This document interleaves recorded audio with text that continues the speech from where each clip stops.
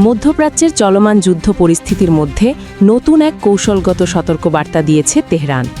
Iran ঘোষণা করেছে এখন থেকে তাদের ছোড়া কোনো ক্ষেপণাস্ত্রই 1 টনের কম ওয়ারহেড বহন করবে না, অর্থাৎ ভবিষ্যতের হামলাগুলো আগের তুলনায় আরও শক্তিশালী ও বিধ্বংসী হতে পারে বলে ধারণা করা হচ্ছে। বিশ্লেষকদের মতে এই ঘোষণা শুধু সামরিক কৌশলের অংশ নয়, বরং এটি সরাসরি ইসরায়েল ও যুক্তরাষ্ট্রের উদ্দেশ্যে একটি শক্ত বার্তা। প্রতিবেদন অনুযায়ী যুদ্ধের প্রাথমিক পর্যায়ে ইরান তুলনামূলকভাবে হালকা ও পুরনো মিসাইল ব্যবহার করে প্রতিপক্ষের আকাশ প্রতিরক্ষা ব্যবস্থা পরীক্ষা করে দেখেছে।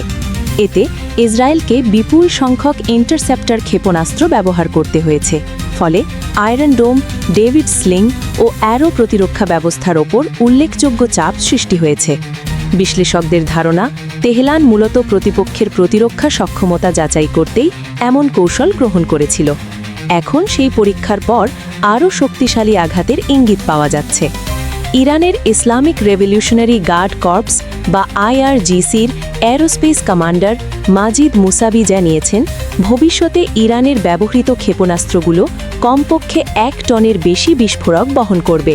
এর ফলে শুধু বিস্ফোরণের মাত্রাই বাড়বে না, বরং এক আঘাতেই গুরুত্বপূর্ণ সামরিক স্থাপনা ধ্বংস করার ক্ষমতাও বৃদ্ধি পাবে। বিশেষজ্ঞদের মতে ভারী ওয়ারহেডযুক্ত ক্ষেপণাস্ত্র বিমান ঘাঁটি, রাডার স্টেশন, কমান্ড সেন্টার কিংবা জ্বালানি স্থাপনার মতো গুরুত্বপূর্ণ লক্ষ্যবস্তুতে বড় ধরনের ক্ষতি করতে সক্ষম।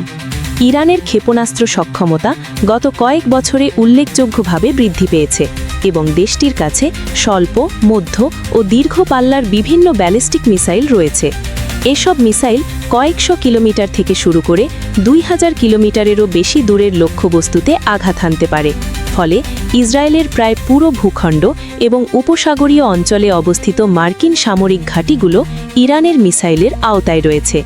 বিশেষজ্ঞদের মতে তেহরানের এই ঘোষণা মধ্যপ্রাচ্যের যুদ্ধ পরিস্থিতিকে আরও জটিল করে তুলতে পারে এবং ভবিষ্যতে সংঘাতের মাত্রা বাড়ার আশঙ্কা তৈরি করেছে।